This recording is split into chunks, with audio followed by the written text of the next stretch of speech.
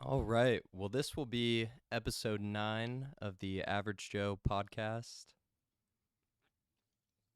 and also the very first solo episode, which I will admit it does feel a bit strange not having anyone next to me, kind of just looking at myself in this camera, and also all the burden of talking is placed on me. But I thought there would be some value in doing an episode where I just introduce myself, talk about why I started this podcast, some things that I've learned along the way, and then kind of just go from there, see what comes out and see if there's any interest or value in me occasionally doing these solo episodes. So, I'm going to fix my mic here first. There we go. So I've always liked to do things chronologically when I can, even telling stories, even sort of the narrative that I tell about myself. So I'll start from the very beginning. I was born in Sacramento, California. Both of my parents, they were teachers when I was born. My father was a professor at Sacramento State, and then my mom, she taught. I don't know exactly what she taught when I was born because she taught in a few different capacities, but she was a special education teacher. I remember that from parts of my childhood. But I really did enjoy growing up in Sacramento. The area that I lived in called East Sacramento. I could walk everywhere. I walked to school. I walked to see my friends. I walked Sutter Lawn Tennis Club. That was a place that a lot of us hung out back in the day. And then in, I want to say 2010 or 2011, my dad got a job offer from the state of Tennessee. And while my mom, my brother, and I were still in California, he came to Tennessee to kind of try it out. So he went from a tenured full professor to working for a state agency for the state of Tennessee. And I remember at the time being really nervous about it. I wasn't very good with change. And I think my parents and other people around would say I was a pretty, I don't know if you want to use the word difficult, but definitely energetic, opinionated child. Um, I wasn't I wasn't what most people would label easy, quite frankly. But so my dad, so he ended up going to Nashville and thought that it would be a good experience, and it was a big risk. And I know looking back that it was a really big decision for both him and my mom to move our family to Tennessee. So in I can't remember if it was 2010 or 2011. I think it was 2011 in January. I moved to Tennessee. We lived in downtown Nashville in an apartment. It was a one bedroom apartment. It was my mom, my dad, my brother, and I. And I actually had a really great time. It was so cool being a 10-year-old or 11-year-old, whatever I was, and walking around downtown. I had Heelys on. That was a thing back in the day. I could do all sorts of tricks, go backwards, spin around, whatever I wanted to do. I know those aren't very cool looking back, but anyways, and then eventually we got a home in a neighborhood, got a little more stability, but we rented this home before we finally got the home that we live in now. But it was, I guess no one looks back and wishes that they were a 12-year-old or 13-year-old. Middle school is always a weird age. And then I went to a public high school here in Williamson County. I played football. It was a really good experience. I enjoyed it more every year. And then my senior year of college, I decided to go to the University of Tennessee in Knoxville, and it's not too far from home. It's still about 3 hours from Nashville. But I absolutely, looking back, am one, so happy that my family decided to move to Tennessee, and two, so happy that I decided to go to the University of Tennessee. And I had a fantastic college experience. I'm so grateful for all the friends, all the memories, everything that I made there.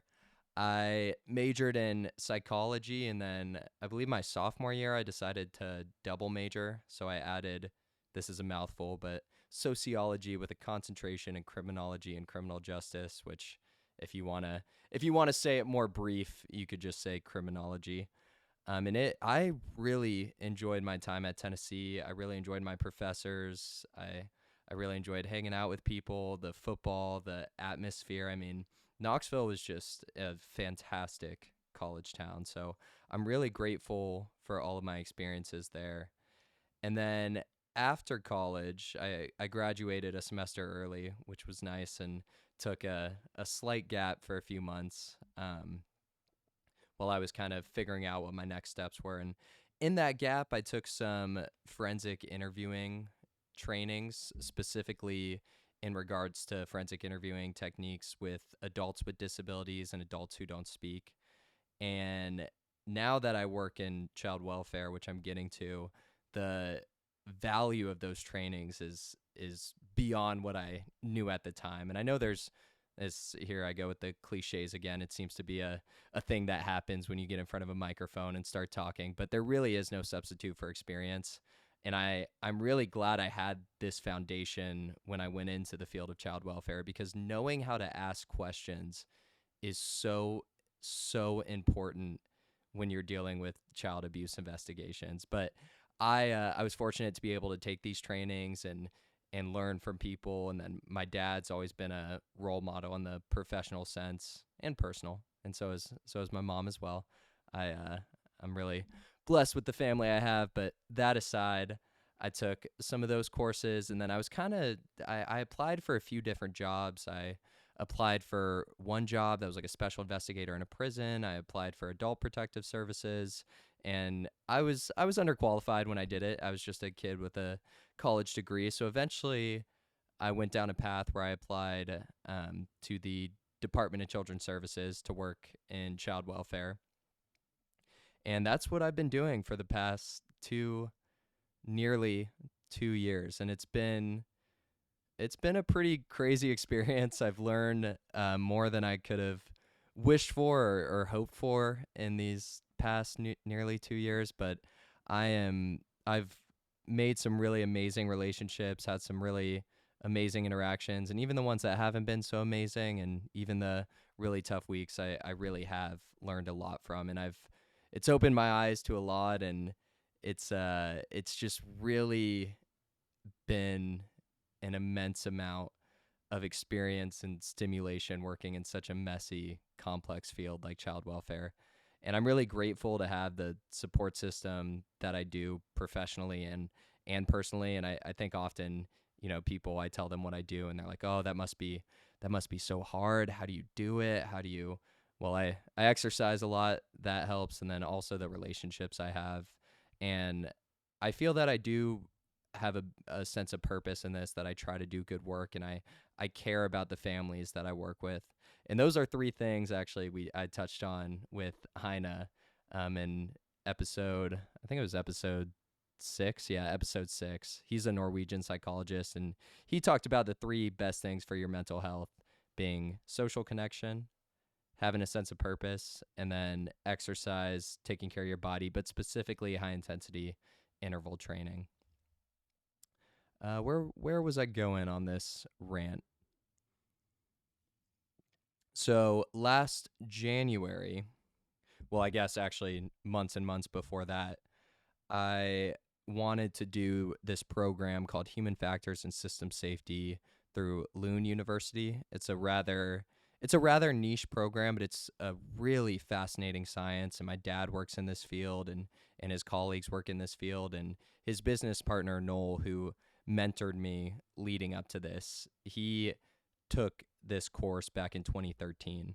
So that's how I knew about it. And I'm so grateful that I started this course back in January. I've learned so much from it. The different just concepts and theories and perspectives, and I'm the only American in my class. We have about 15 students from different countries, different fields, and then we do a few learning labs throughout the year. It's mostly virtual, but whenever we go to those, I mean, it's I feel like I'm in a room with some of the smartest people in the world, and certainly in this field. And there's just so much value that I've gained from this program. So I'm so happy I have the opportunity to do it. It doesn't get lost on me how fortunate I have been to be able to do the things that I've done, and to be able to have the support to do so. And I would recommend, I mean, anybody who's thinking of doing something like that, like a master's program, or I I don't know, just sometimes, or maybe I'm like this more so than other people, but I just get ideas in my head, and I really want to do them, and I really want to experience things, and I think there's no better time than now. I mean, when else are you gonna? How often do we say, "When I have this, I'll do that.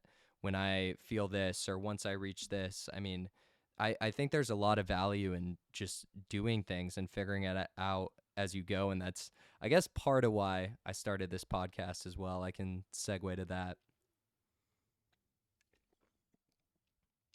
But I think the idea of a podcast for me, it's been on my mind for quite some time, and I know I've had a lot of friends, and myself included, being like, "Oh, I could so start a podcast. I could talk about blah blah blah," and I'm guilty of saying that as well. So it's been a much different feel than I thought it would actually starting, and it's interesting. But to go back, when I was growing up, I was always fascinated with videos. Like my family, they really like Florida State football. So when I was a kid, I would rewind in slow motion, or I would just rewind the TV, but at the one speed, and I would rewatch things in what I thought was slow motion, and I would edit clips. I would take clips on an iPad. I'd add effects. I think I started uploading stuff to YouTube when I was like 8 years old, just dumb stuff for fun. But I've always liked videos and the idea of making videos and creating stuff. And when I was in high school, I started a football highlights channel called Modell Highlights. And that channel slowly blew up quite a bit. At its peak, I know I had over 30,000 subscribers, and as of now, I have over 40 million views. One of my videos alone has close to 15 million. It's called Craziest Plays in College Football History. Often when I tell people about this, at least people who watch football, they're like, "Oh, wow, I've seen your video. I didn't even know it was you." So that's pretty cool. However, the caveat is none of it's my content. So I put it together, I made these edits, but none of it is really, I don't own the rights to any of it. So I never got monetization from it, nor credit. And to be fair, it's not my content. Sorry, I feel like I have something in my throat. I keep drinking water. But then in the talking sense, I anyone who knows me knows I'm certainly more extroverted and really enjoy talking, and I think there's just so many interesting perspectives and so many people I've talked to that I've just learned so much from, or at least been so entertained by. And I think this is a podcast is one way to capture those things. And I saw this clip of Quentin Tarantino, who, I know this is probably cliche in of itself, but he is one of my favorite directors. I do think his movies are fantastic. And he said in some interview, he said, "I make these movies for me. You guys are just invited." And that's kind of the framework I want with this podcast. I want it to be entertaining. I want it to be enjoyable. But at the end of the day, I'm doing this for me. I'm doing this to document conversations with people that I find interesting, document parts of my life. I mean, I guess even document me just talking by myself. But I I just think it'll be so cool to look back on these videos, these conversations, the topics I covered, how I thought about things, how it changes. I mean, just all of it. So I think just documenting my life in a way that I haven't done before is a lot of value in creating this podcast in of itself, coupled with talking to really interesting people, learning new things, and even sometimes the conversations might be messy because I'm doing these unedited. I don't want them scripted. I mean, minimally we'll talk beforehand, to prompt a little, but I'm not. We have no structure when we talk. I don't have any structure right now. I'm just yapping. But where I was going with that is sometimes the conversations may be messy, or maybe boring, or maybe hilarious, or maybe I don't know, anything in between, and I think that's okay. And I want to capture all of that. I'm not gonna. I I hope that I don't record something and choose not to upload it because I don't think it's good enough. I Even if something's not good, I want to upload it. this included. I honestly, I'm already cringing a bit at me just talking to myself in a camera with a microphone, and my throat hurts, and I feel like I'm talking weird, but I'll probably still upload it. So we'll see if I stay true to my word. If I don't, no one will even know that I thought I might, but well, we'll see. And I've also learned a lot just so this will be the ninth episode. The first two, and I know I mentioned this, but I didn't even have the microphone setting hooked up right. So we had microphones in front of our faces, Jack and Doug and I, and none of the audio was going through the microphones. We we were just talking into the computer audio. I only had the computer for video, so I've upgraded that with a web camera, which I'll probably upgrade in the future as well. These microphones are pretty good. I think they sound nice. The only thing I'm limited by is with the adapter and everything I have. I only have two spots, so when I do more guests in person, I guess we'll have to share a microphone, or I'll have to figure something out in the future. But the whole journey of this podcast thing has been just kind of figuring it out, and it's been I've enjoyed seeing every episode get a little better in terms of production, in terms of quality, in terms of knowing what I'm doing, knowing what I'm talking about. I mean, just all of it.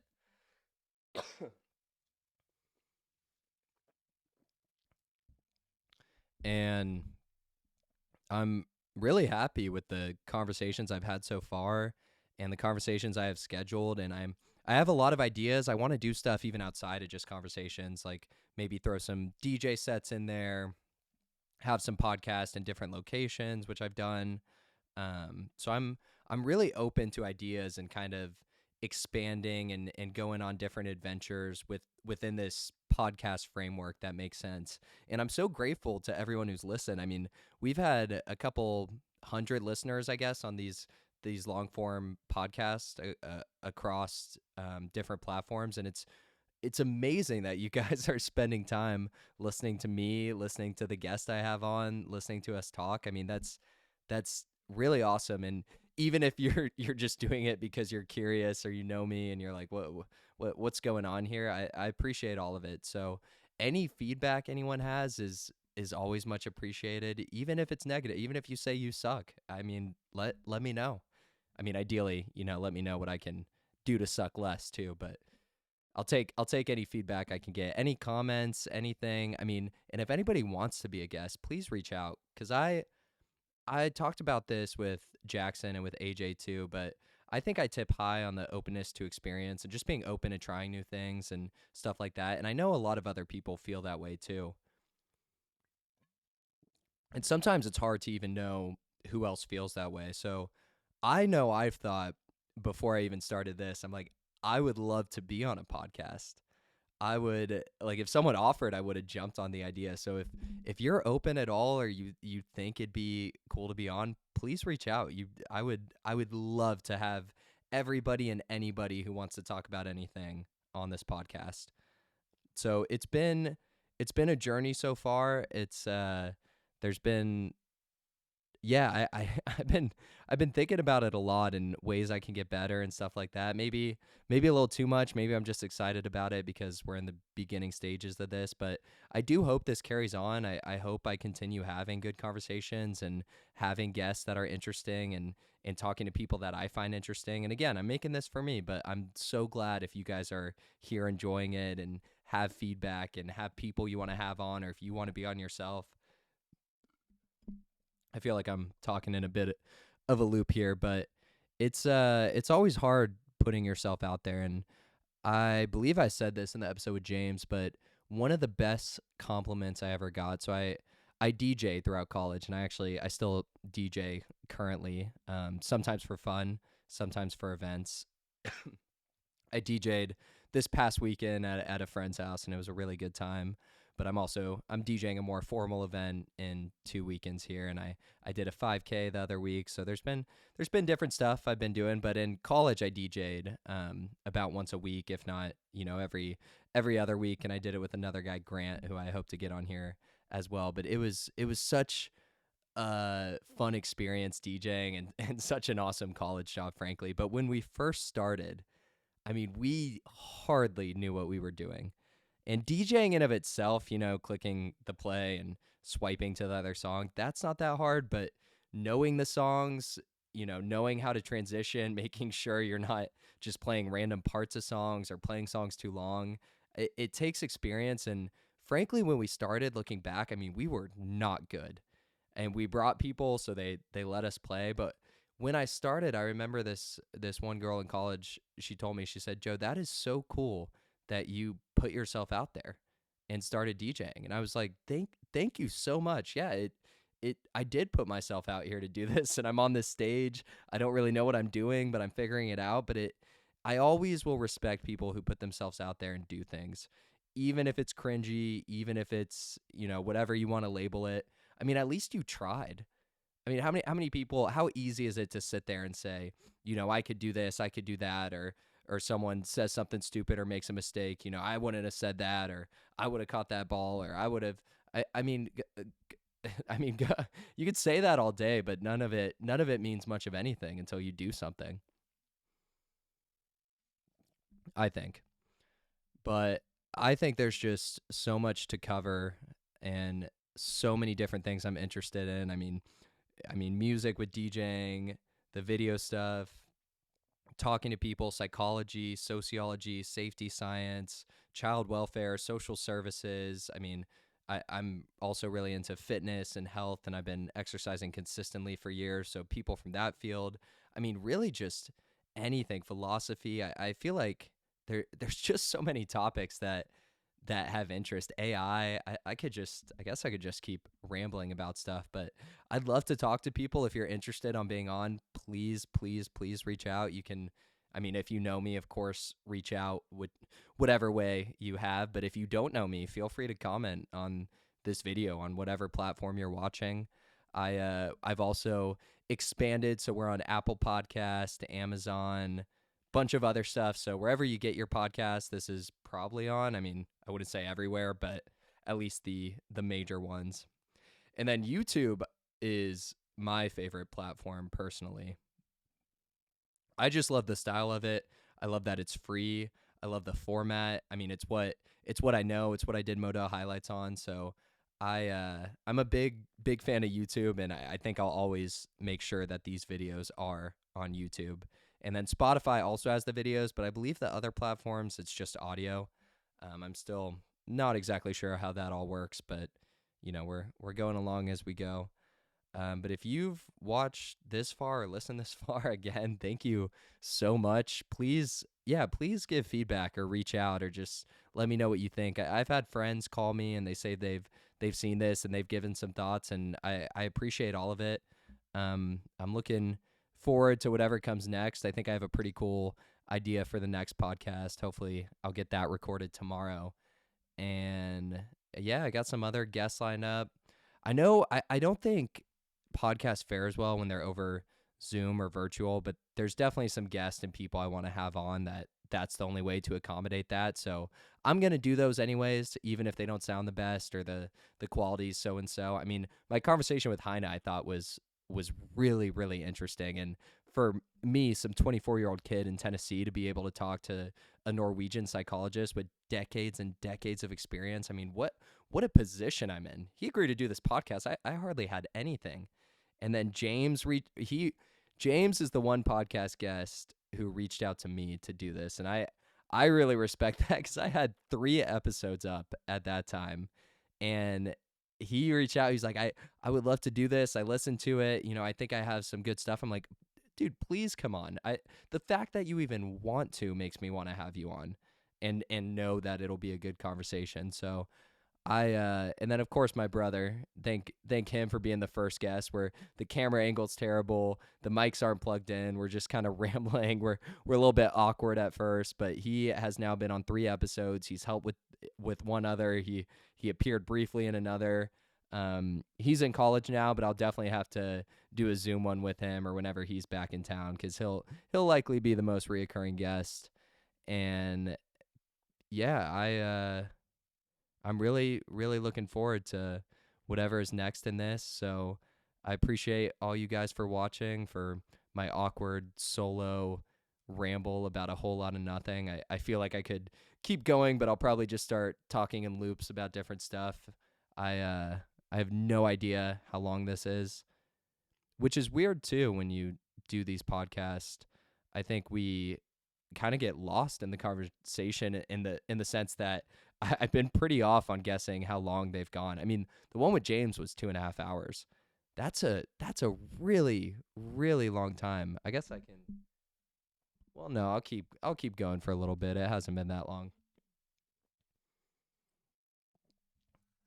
but it is hard to carry a conversation by yourself, especially with nothing pre-planned. No, I got nothing in front of me to, no talking points. It's just me here talking about pretty much whatever I want to talk about. But I'm so grateful for all the people in my life, everything that's led me to where I am. And I know that sounds just like ugh, if that's something people say. But I really am. I do feel so lucky. I feel so lucky I'm able to do this, to do all the things that I've done in my life, and everything in the future too. I really look forward to, and I always love getting crazy new ideas to try things and try new things. And I guess right now my fixation is this podcast. So I appreciate everyone who's been a part of it, who will be a part of it in the future. We're working out everything. I say we, it's really me, but I definitely have help and support, and all the guests being on is what makes it. So I guess I'll end this episode. I'm gonna upload it and probably cringe at all of it. But again, thank you so much just for listening, for giving this any attention at all. Um, I probably just sound like I'm talking in a loop, but any feedback, anybody who wants to be on, or anybody you think would be cool to be on, please reach out to me. I'd love to have a conversation. I'd love to have more content. The goal is to get to 21 podcasts and see how I feel, because the 21 number, that's what puts you in the top 1% of podcasts. I mean, not for listeners, but in terms of amounts of episodes. So that is the goal, 21 podcasts, see how I feel. I hope that I like doing this and doing this format for years and years and years. Maybe I won't. Maybe life will change. But for now, we're going to roll with it. I'm going to document all of it, unedited, keeping it unedited, despite what Annika says. No, I'm just teasing. um, but yeah, thank you all for listening. And I guess I'll wrap up this first solo episode. I may do some in the future, but I'm gonna try to keep it with guests for the most part, because I mean I only got so much to talk about, and I could, I'm sure I talk about myself enough when I have guests on, let alone just me up here by myself. So until the next episode, which I hope I'll record tomorrow and upload soon, we'll make this episode 9. Looking forward to 10 to 21 and reflecting on that. Hopefully I'll have to do something special for episode 21, and I'll think of the best way to do that. But that will put me in the top 1% of podcasts. So that is the goal. If you're with me, please stick around until episode 21. Hopefully it'll be pretty good by then, and then after that, if it sucks, let me know and then leave. But until then, thank you all again. I've said that like 57 times now. I'm actually going to wrap it up now. But yeah, thank you all for listening.